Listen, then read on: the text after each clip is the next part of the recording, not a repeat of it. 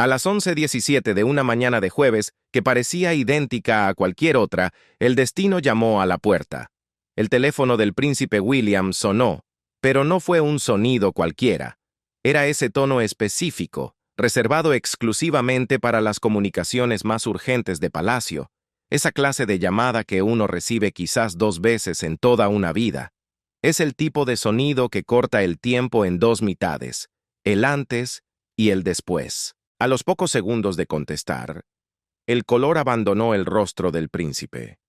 Sus manos, conocidas por su firmeza habitual, comenzaron a temblar ligeramente, y en ese instante preciso, de pie y solo en su oficina privada del Palacio de Kensington, mientras la luz pálida del invierno entraba por unas ventanas que de repente parecían demasiado brillantes, William recibió una noticia tan devastadora que incluso los viejos muros de piedra parecieron absorber el impacto del golpe. La voz al otro lado de la línea pertenecía a Sir Clive Alderton, el secretario privado principal del rey Carlos.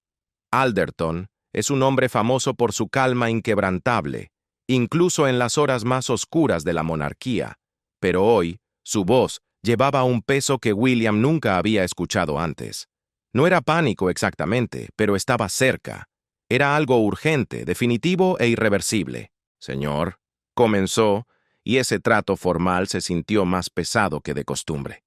Necesita regresar a Windsor inmediatamente. Ha habido un suceso, uno muy grave. William no perdió tiempo haciendo preguntas inútiles. El tono de voz le había dicho todo lo que necesitaba saber. Lo que fuera que hubiese sucedido estaba más allá de una crisis rutinaria, más allá de las turbulencias típicas que definen la vida real. Colgó el teléfono, se quedó inmóvil durante 3 segundos eternos, y luego se movió con esa urgencia enfocada que nace de años de entrenamiento para momentos que uno reza para que nunca lleguen. Encontró a Catherine en la guardería. Ella levantó la vista de los libros de escuela de la pequeña Charlotte, y la expresión en el rostro de su esposo la detuvo a mitad de una frase. Ella conocía esa mirada. Solo la había visto una vez antes. El día que murió la reina, su abuela. Sin decir una sola palabra, Catherine se levantó, se disculpó con los niños y los siguió al pasillo. «Es malo», dijo William en voz baja, con la voz apenas estable. «No quieren decir que es por teléfono, pero es lo suficientemente grave como para bloquear todas las comunicaciones». La mano de Catherine buscó el brazo de él, apretándolo suavemente. Ella tampoco hizo preguntas.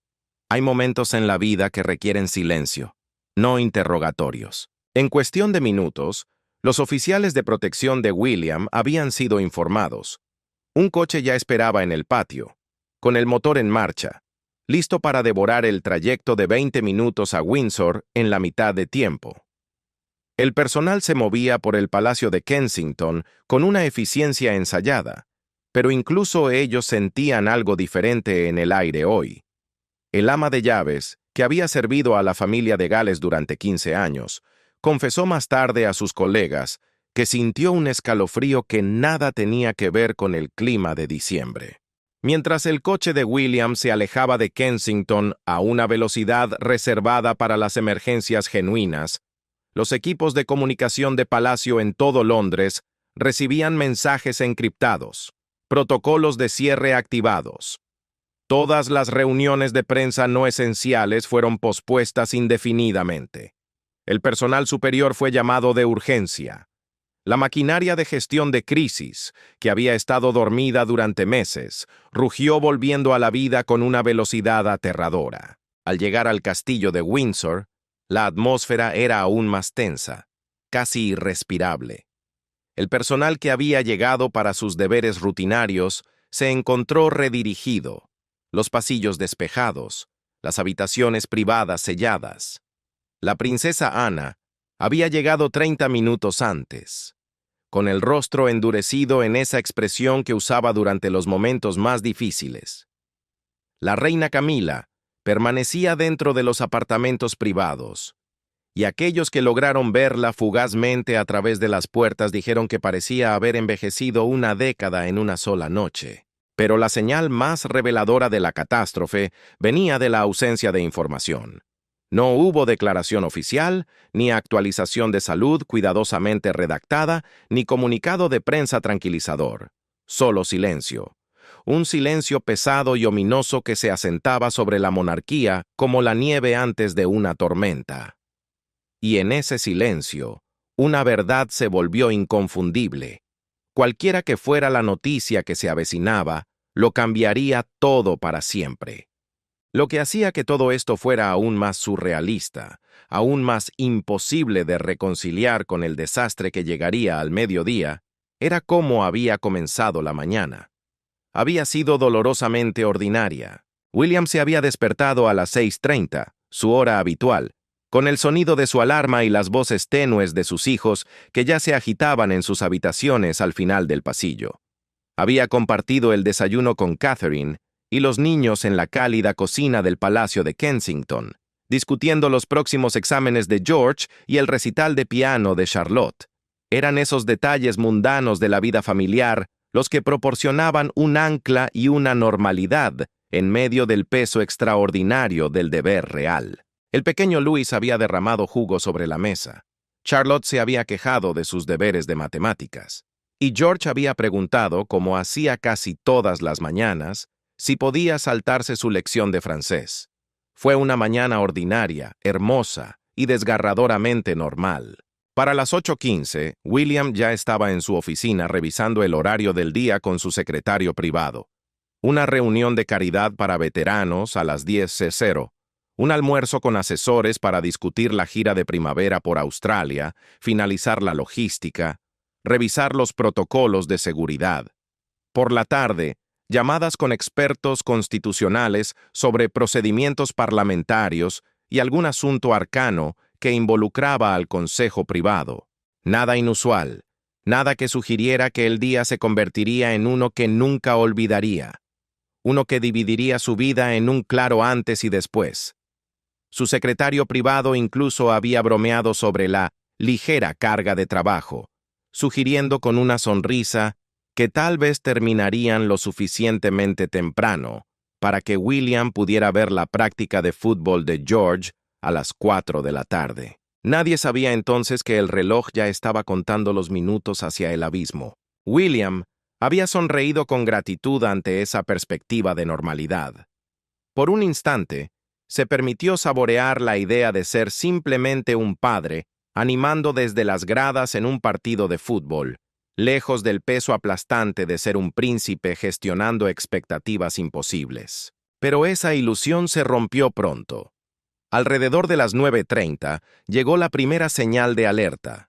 Fue algo pequeño, casi imperceptible para el mundo exterior, pero inconfundible para cualquiera que entendiera los ritmos cuidadosos y los códigos secretos de la comunicación real. Fue un mensaje de texto de la princesa Ana.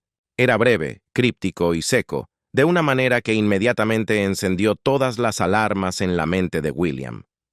¿Has hablado con padre esta mañana?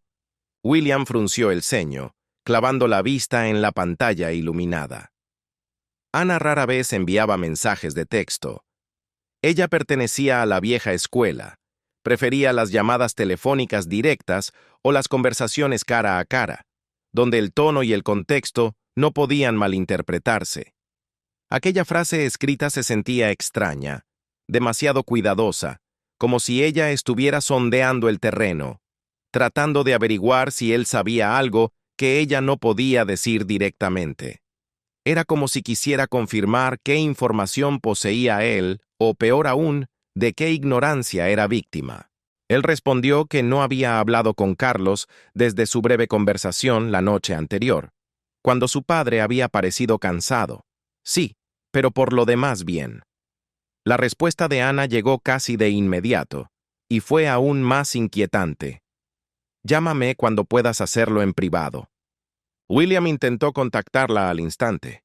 Sus dedos presionaron el nombre de su tía en la pantalla, dedos que ya habían comenzado a sentirse fríos a pesar de la calidez de la calefacción en su oficina. La llamada fue directa al buzón de voz. Lo intentó de nuevo 10 minutos después.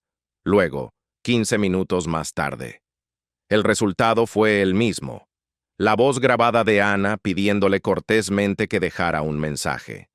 Esa grabación, que normalmente sonaba eficiente, ahora se sentía inadecuada, casi burlona frente a su creciente preocupación. Fue entonces cuando la inquietud comenzó a asentarse en su pecho. No era pánico todavía, sino una opresión, una rigidez que no podía explicar ni descartar. Era un sentimiento que había aprendido a no ignorar a lo largo de los años. Ana siempre contestaba. Siempre. Su teléfono no era un aparato, era una extensión de su deber, y para Ana, el deber era algo sagrado y absoluto, algo que nunca comprometería sin una razón extraordinaria. Catherine notó el cambio en él alrededor de las 10:00. Vio cómo la atención de su esposo se había vuelto hacia adentro, cómo su enfoque se estrechaba hacia algo que ella no podía ver, pero que claramente podía sentir en el aire. ¿Todo bien?, preguntó ella, deteniéndose en el marco de la puerta de su oficina.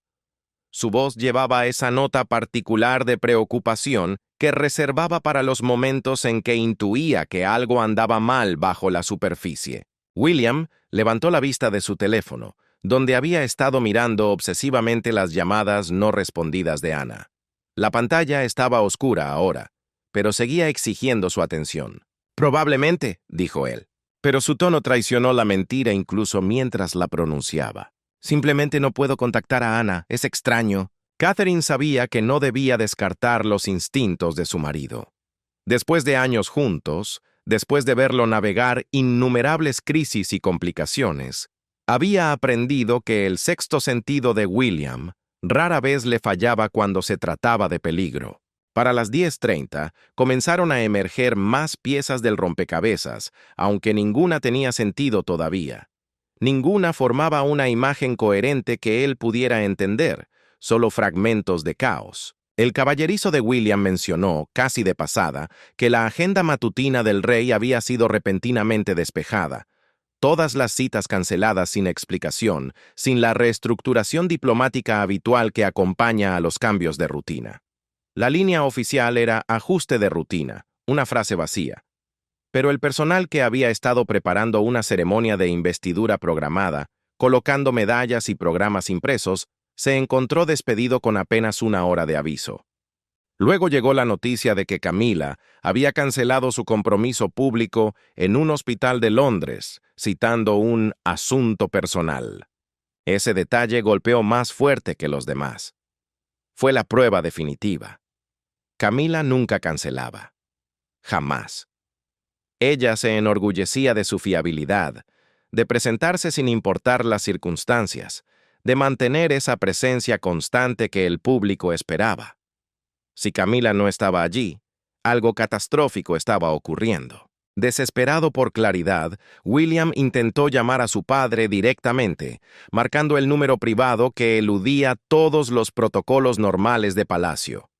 La línea sonó 3 veces antes de conectar, pero en lugar de la voz familiar de Carlos, escuchó el tono apologético y nervioso del secretario privado de su padre. El hombre explicó que Su Majestad estaba en reuniones y que devolvería la llamada en breve. Pero había algo en la voz del secretario que se sentía ensayado, guionizado. Sonaba como un hombre que seguía instrucciones estrictas para desviar la atención en lugar de informar, a alguien luchando por mantener una ficción que ya se estaba desmoronando. William terminó la llamada sintiéndose más inquieto que antes. Su malestar ya no era una sospecha, se estaba solidificando en algo muy cercano al terror. A las 11:00, William debería haber estado en su reunión con los veteranos, estrechando manos y escuchando historias de hombres y mujeres que habían servido al país. En cambio, estaba sentado en su escritorio, paralizado, mirando su teléfono, esperando una claridad que se negaba a llegar. Esperaba que alguien llamara y le explicara que todo estaba bien, que se había estado preocupando por nada. Pero el teléfono permanecía en silencio. Catherine entró y le trajo té, dejándolo suavemente junto a los papeles que él había dejado de leer 20 minutos antes. «William», dijo ella suavemente, y su mano descansó brevemente sobre el hombro de él, un ancla en medio de la marea creciente de incertidumbre. «Sea lo que sea, lo manejaremos. le dijo Catherine. William asintió, pero aquella promesa de consuelo resonó hueca, inadecuada. En el fondo, él sabía una verdad amarga. Hay cosas en la vida que no se pueden simplemente manejar o solucionar. Hay cosas que solo se pueden soportar, como se soporta una tormenta en alta mar sin refugio. Entonces, a las 11:17 en punto, sucedió. Su teléfono sonó con ese tono distintivo. No era un timbre cualquiera. Era el sonido reservado exclusivamente para las comunicaciones más urgentes del palacio, el que indicaba que alguien en el nivel más alto de las operaciones reales necesitaba contactarlo de inmediato. Era el sonido que eludía todos los protocolos normales y anunciaba, antes de que se pronunciara una sola palabra, que algo había salido catastróficamente mal. William contestó al primer timbre. La voz de Sir Clive Alderton, tensa y urgente de una manera que William nunca había escuchado antes, pronunció palabras que se repetirían en la mente del príncipe durante los años venideros. Fueron palabras que marcaron el momento exacto en que su vida cambió para siempre. El viaje hacia Windsor se sintió eterno, a pesar de la velocidad vertiginosa. El oficial de protección de William, Thomas, conducía mucho más allá de los límites normales, tratando los carriles vacíos de la autopista como si existieran únicamente para esta emergencia. William iba sentado en el asiento trasero, en silencio, rígido como una estatua. Miraba a través de los cristales tintados cómo la campiña inglesa se desdibujaba en una mancha de marrones y grises invernales. Thomas, que lo había servido durante 8 años, y lo había acompañado a través de innumerables momentos difíciles, desde crisis familiares hasta amenazas de seguridad, sabía que no debía intentar conversar. Hay silencios que exigen respeto, y este se sentía casi sagrado por su pesadez. Cuando el coche finalmente cruzó las puertas de Windsor, William notó de inmediato cuán diferente se sentía todo. El paisaje familiar de los terrenos del castillo se había transformado en algo extraño y amenazante. El personal estaba parado en posiciones inusuales, agrupados en las puertas hablando en susurros, en lugar de moverse con sus rutinas normales. La seguridad se había duplicado, quizás triplicado, con oficiales adicionales estacionados en cada entrada.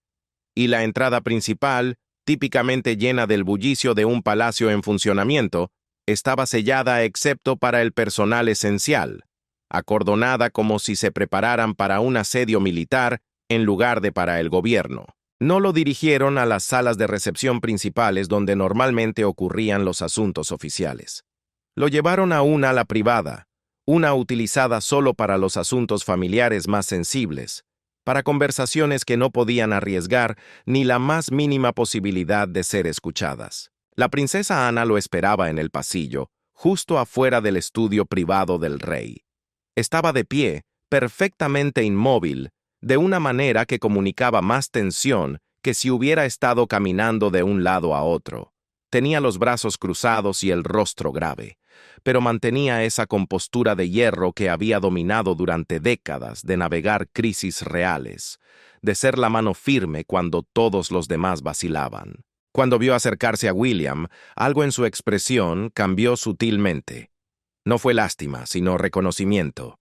Ella sabía lo que él estaba a punto de aprender y sabía que le dolería de formas que lo reformarían por completo. ¿Qué tan malo es?, preguntó William. Su voz era baja, casi temerosa de la respuesta, pero necesitándola desesperadamente. Ana no lo suavizó. Ella nunca lo hacía. Peor de lo que creíamos posible.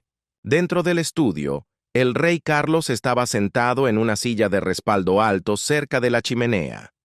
Pero no había fuego encendido, a pesar del frío de diciembre que se había instalado en los rincones de la habitación.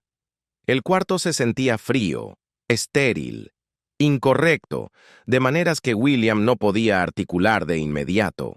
La reina Camila estaba de pie detrás de él, con una mano descansando sobre el hombro de su esposo, en un gesto que parecía a la vez protector y desesperadamente aferrado. Sus ojos estaban enrojecidos, pero secos, como si ya hubiera agotado su capacidad para llorar. Y sobre el escritorio, Cuidadosamente organizados como si la presentación pudiera de alguna manera disminuir el impacto, había informes médicos con membretes oficiales, documentos legales con sellos gubernamentales y una sola carta escrita a mano con la letra distintiva de Carlos. La pluma estilográfica que él favorecía descansaba visiblemente a su lado. Sir Clive Alderton, junto con el médico principal del rey y dos asesores constitucionales que William reconoció de reuniones sensibles anteriores, estaban parados cerca de las ventanas. Sus rostros llevaban el peso de hombres que habían entregado noticias insoportables y ahora esperaban entregarlas de nuevo, obligados a ver a otra persona absorber lo que ellos ya habían procesado. William entró lentamente. Sus pies se sentían pesados contra la alfombra, y cada instinto le gritaba que lo que vendría a continuación sería peor que cualquier cosa que su imaginación hubiera conjurado durante el interminable viaje en coche. Carlos levantó la vista, y William vio inmediatamente lo que había estado tratando desesperadamente de no ver. Su padre parecía disminuido, más pequeño de alguna manera, como si la noticia que cargaba lo hubiera encogido físicamente, vaciándolo desde adentro. «William», dijo Carlos. Su voz sonaba más áspera de lo habitual, rayada y desgastada. «Siéntate, por favor». William permaneció de pie.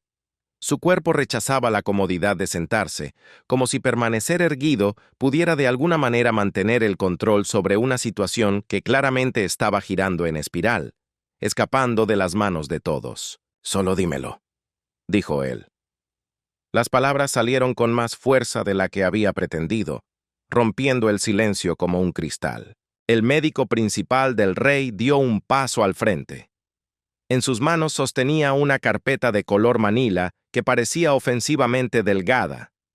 Era demasiado ligera, demasiado ordinaria para contener el fin de un mundo. Pero William estaba aprendiendo en tiempo real una lección cruel. Las verdaderas catástrofes a menudo no llegan con truenos, sino en paquetes engañosamente pequeños, en carpetas silenciosas dentro de habitaciones cerradas. El médico habló primero en términos clínicos. Usó el lenguaje de la medicina como un refugio temporal contra la devastación emocional, un amortiguador necesario entre la realidad y el sentimiento. Progresión avanzada. Complicaciones inesperadas. Opciones de tratamiento agotadas. Cronograma dramáticamente acortado. Eran palabras que bailaban alrededor de la verdad, mientras simultáneamente no contenían nada más que la verdad absoluta.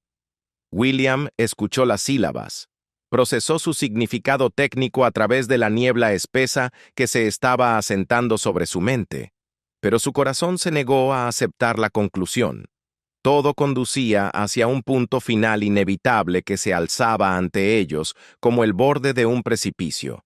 «¿Cuánto tiempo?», preguntó William. Su voz cortó la terminología médica como un cuchillo, exigiendo la única pieza de información que importaba, el único dato que definiría todo lo que sucedería después. El médico intercambió una mirada fugaz con Sir Clive, una comunicación silenciosa que William reconoció como el preludio de una noticia insoportable. «Semanas», dijo el médico con voz suave.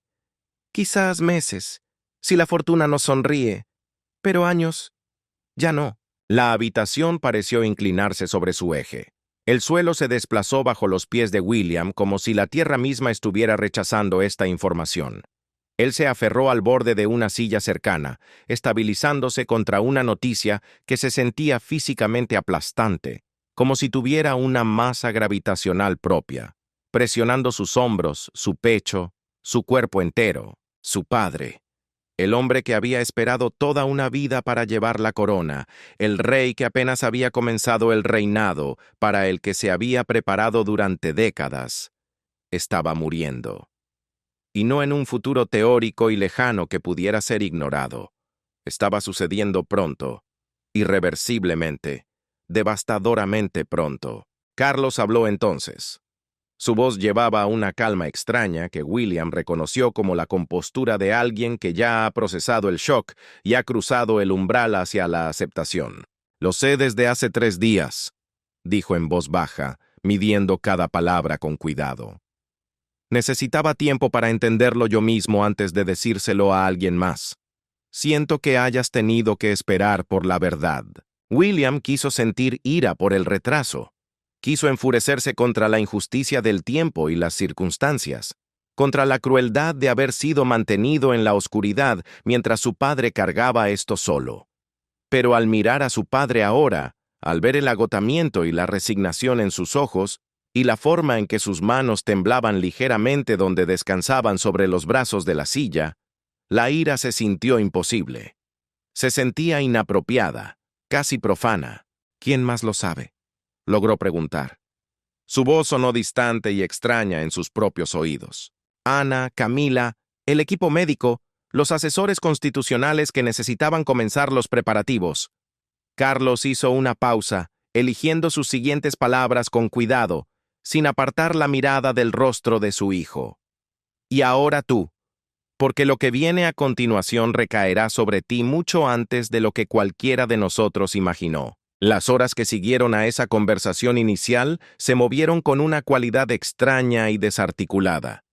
Era como si el tiempo mismo se hubiera vuelto poco fiable, estirando algunos momentos hasta una longitud insoportable, mientras comprimía otros en un borrón sin sentido. William permaneció en Windsor, incapaz de procesar lo que significaría irse, lo que requeriría volver a la normalidad, cuando lo normal ya no existía. Todo el marco de su vida había sido alterado fundamentalmente en el espacio de una sola conversación. Catherine llegó a primera hora de la tarde. Había dispuesto que los niños se quedaran con personal de confianza en el Palacio de Kensington, protegidos por ahora del conocimiento que pronto reformaría su mundo también.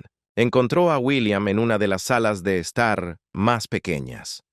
Estaba mirando a la nada, con una expresión de pérdida que ella nunca había visto antes, ni siquiera durante los momentos más oscuros tras la muerte de su abuela, la reina Isabel. Ella se sentó a su lado sin hablar. Su presencia ofrecía el único consuelo posible en un momento en que el consuelo se sentía inadecuado, cuando las palabras parecían quedarse cortas ante la enormidad de lo que enfrentaban. Después de varios minutos de un silencio que se sintió a la vez eterno y demasiado breve, William finalmente habló. «No estoy listo», fueron 3 palabras apenas susurradas. Pero llevaban el peso de todo lo que había estado conteniendo desde que salió del estudio de su padre. «No estoy listo para ser rey. No así. No ahora. No cuando significa perderlo a él».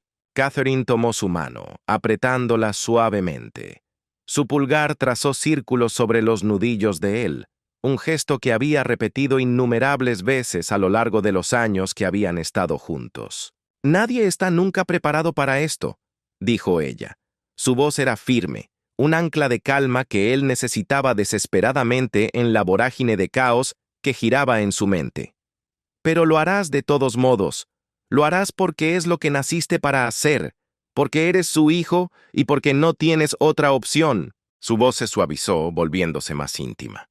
«Y no lo harás solo, ni por un solo momento».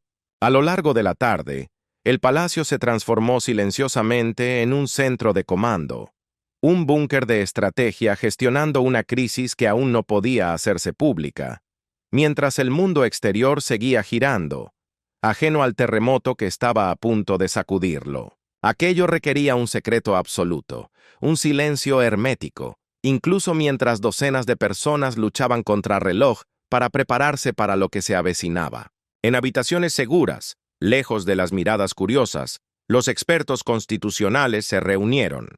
Estaban revisando protocolos de sucesión que no se habían implementado desde 1952.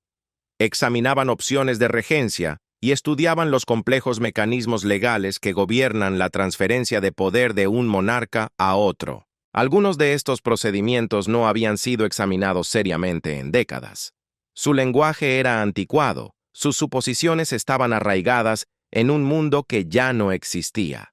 Literalmente, se estaba soplando el polvo de documentos que la mayoría había esperado que permanecieran teóricos durante décadas más. Eran planes de contingencia que deberían haberse mantenido a salvo en el terreno de lo hipotético hasta que William fuera mayor, más experimentado, más preparado. Mientras tanto, La princesa Ana se movía por Windsor con su eficiencia característica. Tomaba decisiones que otros estaban demasiado paralizados para tomar, demasiado abrumados por la emoción para abordar con claridad. Ella coordinó con la oficina del primer ministro a través de canales seguros, asegurando que el gobierno estuviera preparado para el impacto, garantizando que la maquinaria del Estado no vacilara durante la transición.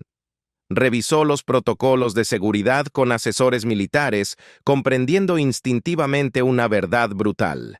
Las amenazas siempre se multiplican durante los períodos de vulnerabilidad. Ella sabía que los enemigos, tanto extranjeros como domésticos, verían una oportunidad en la tragedia real. Y fue ella quien manejó la delicada y dolorosa tarea de comenzar a informar a los miembros de la familia extendida. Hizo llamadas a parientes en toda Gran Bretaña y Europa, entregando noticias que ondularían a través de toda la estructura real como ondas de choque desde el epicentro de un terremoto. Mientras tanto, Camila permanecía lo más cerca posible de Carlos. Su mundo se había reducido drásticamente. Ya no era un reino, ni un palacio.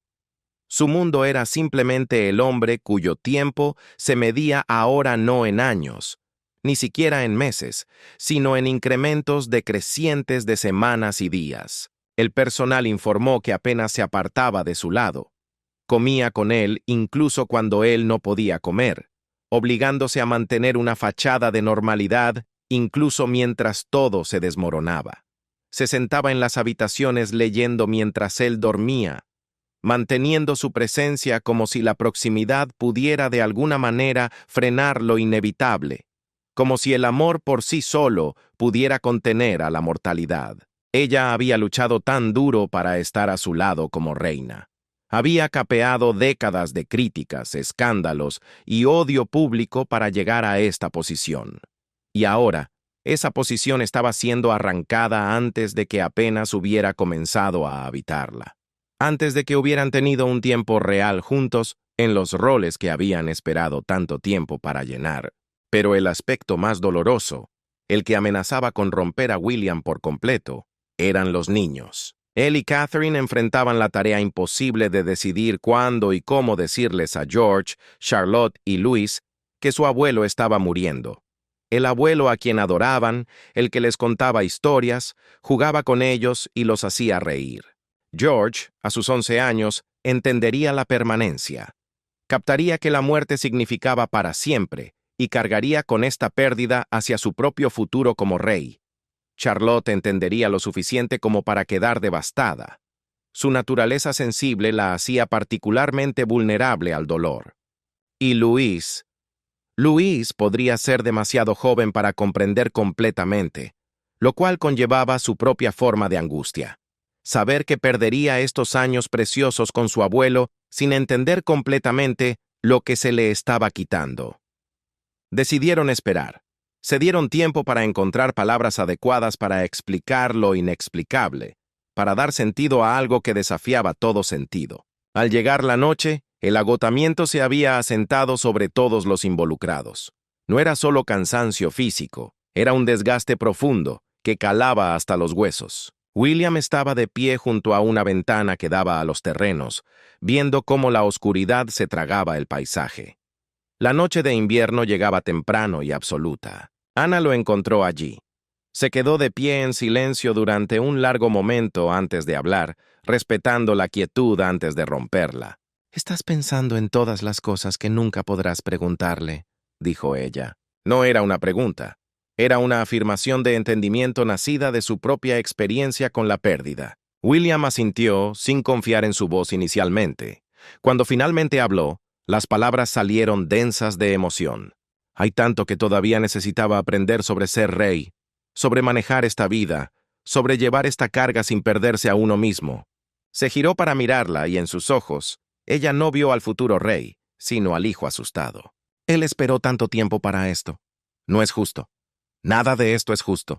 La respuesta de Ana fue característicamente directa, honesta de maneras que otros podrían haber considerado crueles, pero que William necesitaba escuchar. La justicia no tiene nada que ver con la monarquía, nunca lo ha tenido. Pero luego, Su voz se suavizó ligeramente, revelando la emoción que usualmente mantenía cuidadosamente oculta bajo su armadura. Pero tienes razón. Él merecía más tiempo. Todos lo merecíamos. Y siento mucho que se te pida enfrentar esto ahora. La mañana siguiente trajo nuevas crisis apiladas sobre la devastación existente. William fue convocado a una reunión de emergencia en la sala de conferencias segura, donde asesores constitucionales, expertos legales y altos funcionarios del palacio habían estado trabajando durante toda la noche. El aire en la habitación estaba cargado de electricidad estática y olor a café rancio. Algo nuevo había ocurrido. El agotamiento estaba grabado a fuego en los rostros de todos los presentes, pero su propósito era urgente e inevitable. Había decisiones que debían tomarse, y debían tomarse ahora, mientras el mundo exterior dormía ajeno a la tormenta. Sir Clive Alderton abrió la discusión con su franqueza característica, cortando el aire viciado de la sala. Su Alteza Real, necesitamos abordar varias cuestiones inmediatas sobre los procedimientos de sucesión y los protocolos de anuncio público. La situación requiere decisiones que solo usted y su majestad pueden autorizar. William estaba sentado a la cabecera de la mesa, una posición que se sentía prematura e inevitable al mismo tiempo. Era el asiento del poder, pero se sentía como una silla eléctrica. ¿Cuáles son las opciones?, preguntó. Su voz era firme, una máscara perfecta, aunque sus manos permanecían entrelazadas con fuerza bajo la mesa, ocultas a la vista, con los nudillos blancos por la tensión. La secretaria constitucional, una mujer de hierro que había servido a la corona durante 40 años y había visto pasar a primeros ministros como si fueran estaciones del año, tomó la palabra. La primera cuestión es el tiempo, dijo ella deslizando un documento por la mesa como si fuera una sentencia. ¿Cuándo informamos al público sobre el pronóstico de Su Majestad? Tenemos 3 escenarios principales y cada uno tiene un precio diferente. Opción 1. La verdad desnuda. Anuncio público inmediato. Transparencia total. Reconocer el diagnóstico terminal del rey y el marco de tiempo limitado. La ventaja. Honestidad brutal. Evitar el efecto corrosivo de los rumores y la especulación. La desventaja. Pánico. Los mercados reaccionarían violentamente. Las relaciones internacionales se desestabilizarían. Una nación que apenas se había ajustado al reinado de Carlos enfrentaría la preparación inmediata para otra transición traumática. Opción 2. La verdad por goteo. Divulgación gradual. Comenzar con preocupaciones generales de salud. Permitir que el público se ajuste poco a poco, proporcionando actualizaciones a medida que la situación progrese. La ventaja. Tiempo para el procesamiento colectivo del dolor. El riesgo. Acusaciones de engaño cuando la verdad completa finalmente emerja. Y la verdad siempre emerge. Opción 3. El silencio absoluto. Divulgación mínima hasta que sea absolutamente necesario. Mantener la privacidad, ajustar los horarios en silencio y solo anunciar la gravedad cuando la muerte sea inminente. La ventaja, protege la dignidad del rey y el dolor íntimo de la familia. El costo, viola la confianza pública en un momento en que la confianza es la moneda más esencial de la monarquía. William miró las opciones. Cada una representaba una forma diferente de fracaso. Eran 3 caminos llenos de espinas. ¿Qué es lo que quiere mi padre?, preguntó en voz baja. La princesa Ana, que había estado presente durante las deliberaciones de toda la noche como un centinela silencioso, respondió. Él quiere protegerte de tener que tomar esta decisión, pero eso es imposible ahora. La elección existe y alguien debe tomarla. El secretario militar añadió otra capa de oscuridad al asunto. También hay consideraciones de seguridad, Su Alteza Real. Una vez que la gravedad se haga pública, los niveles de amenaza aumentarán. Necesitaremos mejorar la protección para todos los miembros principales de la realeza, particularmente para usted y su familia. La sucesión siempre atrae inestabilidad. Los buitres siempre vuelan en círculos cuando perciben debilidad. William sintió el peso aplastándolo. La responsabilidad, que siempre había sido abstracta, se estaba volviendo terriblemente concreta. Pensó en sus hijos, en la vida que habían conocido siendo destrozada. Pensó en Catherine, que se convertiría en reina consorte años antes de lo planeado. Pensó en su padre, robado del reinado por el que había esperado toda una vida. Y pensó en sí mismo, a punto de heredar un trono en las peores circunstancias posibles. «Necesito hablar con mi padre», dijo William finalmente poniéndose de pie. «Antes de que se tome cualquier decisión, necesito escuchar directamente de él lo que quiere.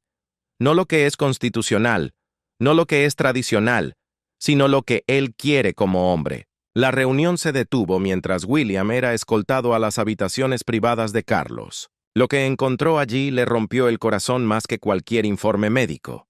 Encontró a su padre sentado en su estudio, con papeles esparcidos ante él, todavía tratando de trabajar, todavía intentando cumplir con su deber incluso mientras su cuerpo le fallaba. Era una imagen tan perfecta, tan desgarradoramente característica de Carlos, que William tuvo que detenerse en el umbral para recomponerse.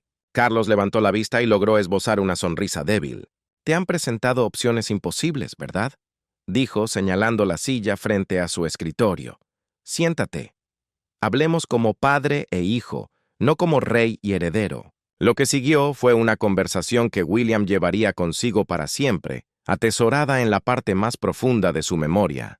Carlos habló de sus miedos, de sus arrepentimientos, de las cosas que deseaba haber logrado y que ahora nunca haría. Pero, lo más importante, habló de William. Habló de su confianza en la preparación de su hijo, de su orgullo por el hombre en que William se había convertido, de su certeza absoluta de que la corona estaría a salvo en sus manos. «Quiero que lo anuncies», dijo Carlos finalmente. «No inmediatamente, pero pronto. Dentro de esta semana». Su voz se volvió más firme, recuperando por un momento la autoridad del monarca. «El público merece la verdad, y yo merezco pasar mi tiempo restante sin la carga de fingir, sin tener que actuar una salud que no tengo». Miró a William directamente a los ojos. «Y tú mereces tiempo para prepararte, para hacer la transición con dignidad en lugar de en medio del caos». La garganta de William se cerró. «No sé si puedo hacer esto». Carlos se estiró a través del escritorio tomando la mano de su hijo. Su agarre era débil, pero su intención era de acero. «Puedes, y lo harás. Porque eres mi hijo, y naciste para este momento, aunque ninguno de los dos quería que llegara tan pronto». Cuando William regresó a la sala de conferencias, su rostro había cambiado. La duda se había ido, reemplazada por una resolución sombría. «Lo anunciaremos dentro de 3 días», declaró. La elección imposible había sido hecha. 72 horas para preparar a la familia, coordinar con el gobierno y redactar una declaración que equilibrara la honestidad con la dignidad.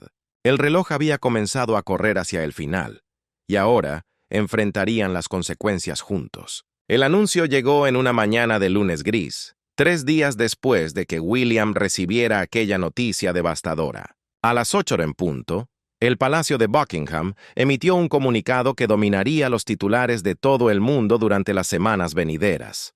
Su Majestad el Rey ha sido informado por su equipo médico de que su condición ha progresado más rápidamente de lo previsto. Las opciones de tratamiento se han agotado. El rey y su familia agradecen el apoyo del público durante este momento difícil. Las palabras habían sido elegidas con precisión quirúrgica. Eran clínicas, frías, pero cristalinas. No había falsas esperanzas, ni lenguaje melodramático, solo la verdad desnuda entregada con la dignidad que el momento requería. Pero si bien las palabras eran clínicas, el impacto fue visceral. En cuestión de minutos, el mundo se detuvo. Los pisos de negociación en las bolsas de valores se quedaron en silencio. Los programas de televisión fueron interrumpidos abruptamente. Las redes sociales explotaron con una mezcla de dolor, conmoción y una efusión de apoyo que cruzó fronteras nacionales y divisiones políticas. En Gran Bretaña, la reacción fue particularmente intensa, especialmente entre los ciudadanos mayores que habían visto a Carlos esperar toda su vida para ser rey. Había algo únicamente cruel, casi shakespeariano, en que su reinado se viera truncado de manera tan dramática, tan rápida. Para media mañana, las vigilias comenzaron a formarse espontáneamente fuera del Palacio de Buckingham y del Castillo de Windsor. La gente no se reunía para protestar ni para exigir, sino simplemente para estar juntos, para compartir el peso de un duelo colectivo bajo el cielo plomizo de Londres. Al otro lado del Atlántico, las cadenas estadounidenses dedicaron días enteros a la cobertura. Expertos analizaban todo, desde las implicaciones constitucionales hasta el costo emocional para la familia. La cadena CBS emitió un segmento especial sobre la carga repentina de William, entrevistando a psicólogos sobre el trauma específico de prepararse para perder a un padre, mientras simultáneamente uno se prepara para heredar una responsabilidad inimaginable. CNN trajo a historiadores para discutir reinados cortos y sucesiones repentinas, buscando en los libros de historia precedentes que pudieran ofrecer consuelo o contexto. Nadie encontró ninguno que igualara la tristeza de este momento. Pero dentro del Palacio de Kensington, William y Catherine enfrentaban su propia secuela privada, lejos de las cámaras y los analistas. Esa misma noche de lunes, reunieron a los niños en la sala de estar. Tuvieron que explicar, con la mayor delicadeza posible, que el abuelo estaba muy enfermo y que no iba a mejorar. George entendió de inmediato.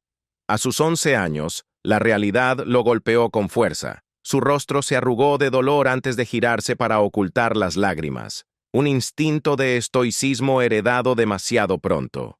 Charlotte lloró abiertamente, haciendo esas preguntas inocentes que no tienen buenas respuestas.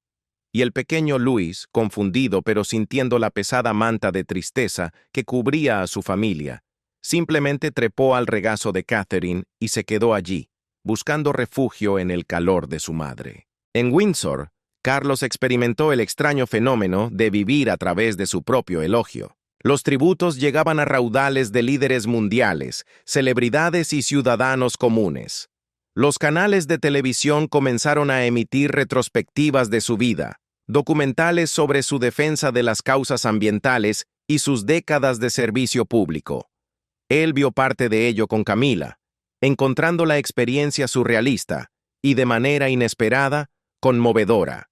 Estaba viendo cómo el mundo lo recordaría antes de haberse ido. Mientras tanto, la princesa Ana se lanzó a la logística, porque la logística era controlable cuando las emociones no lo eran.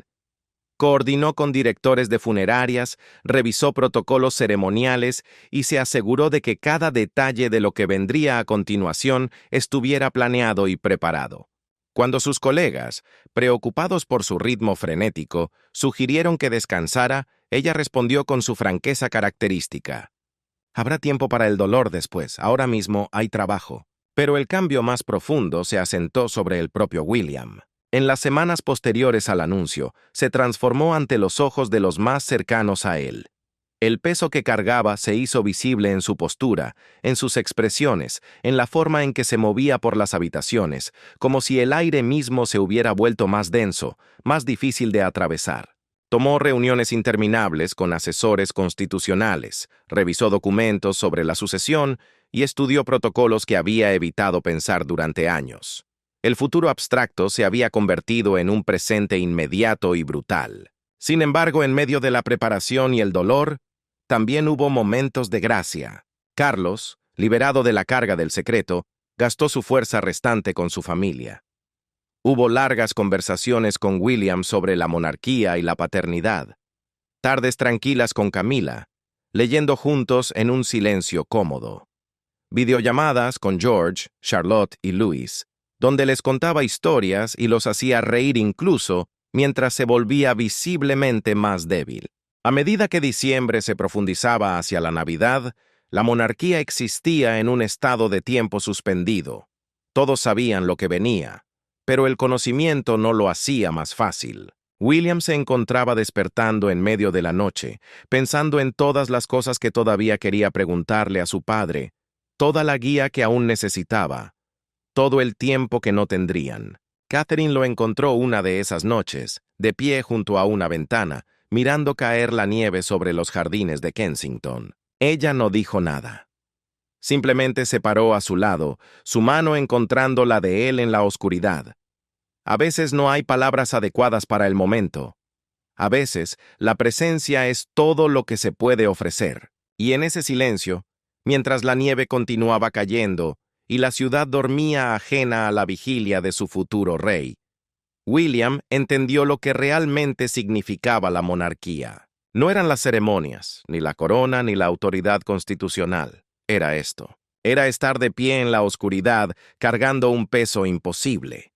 Era saber que el mañana exigiría todo de ti. Y elegir enfrentarlo de todos modos, porque el deber, la familia y el amor no requerían nada menos. La corona no espera a que estés listo. No se detiene por el dolor ni se ajusta a las circunstancias. Simplemente pasa, como lo ha hecho durante siglos, de una generación a la siguiente, indiferente a las lágrimas de quienes la portan.